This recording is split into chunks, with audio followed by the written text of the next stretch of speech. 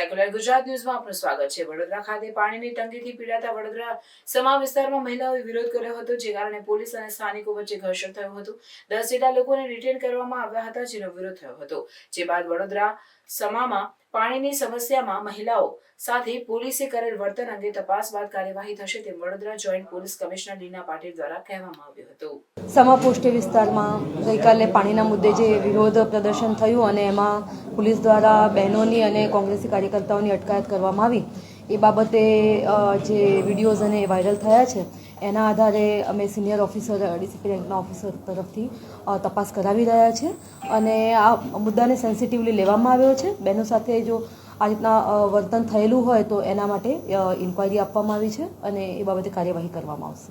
કોંગ્રેસના કાર્યકર્તાઓ સાથે હતા એના માટે ના, એકચ્યુઅલી આમાં જે પાણીનો વિરોધ કરવા સાથે કોઈ જ પોલીસને ઇસ્યુ ના હોઈ શકે, પરંતુ રેલી જ્યારે કાઢવાની શરૂઆત થઈ વિધાઉટ પરમિશન, તો પોલીસ એ વખતે એક્ટિવ થઈ અને 2-3 પોલીસની બેન પણ ફૂટેજ જોઈને આપણે આને એ બાબતે પ્રોપર કાર્યવાહી કરવામાં આવશે અને સિનિયર ઓફિસરને આમાં તપાસ આપેલી છે। હા, એટલે રેલી કાઢવાની શરૂઆત થઈ હતી, એટલે આ તપાસનો જ વિષય છે કે ખરેખર કઈ કન્ડિશનમાં આ આખો બનાવ બન્યો છે, તો એની તપાસ કરીને આપણે તાત્કાલિક એના 2-3 દિવસમાં આનું પોલીસ આ રીતના વિરોધ પ્રદર્શન થવાનું છે એટલો મેસેજ મળેલો હતો અને એ બાબતે પોલીસ બંદોબસ્ત રાખવામાં આવેલો હતો।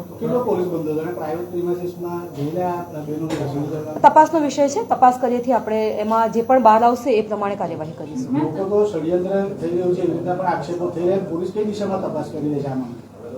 પોલીસના સિનિયર ઓફિસરને તપાસ આપેલી છે। આની અંદર પરમિશન લીધેલી હતી કે નહીં લીધેલી હતી, ક્યાંથી આ વિરોધ પ્રદર્શન થયું અને ફૂટેજ જે આવ્યા છે એના આધારે આપણે 100% આની અંદર આપણને ખબર પડશે જ કે કઈ કન્ડિશનમાં વિરોધ કરતા બહેનોને અટકાવવામાં આવ્યા હતા, રેલી નીકળી ગઈ હતી, પ્રાઇવેટ પ્રિમાઇસીસ હતી અને એના આધારે જ નિર્ણય લેવામાં આવશે।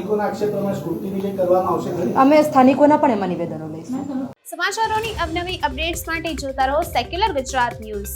સાથે સેક્યુલર ગુજરાત ન્યૂઝ ચેનલને લાઇક, શેર અને સબસ્ક્રાઇબ કરો અને બેલ આઇકોન દબાવીને સમાચારોની ઝડપી માહિતી મેળવો।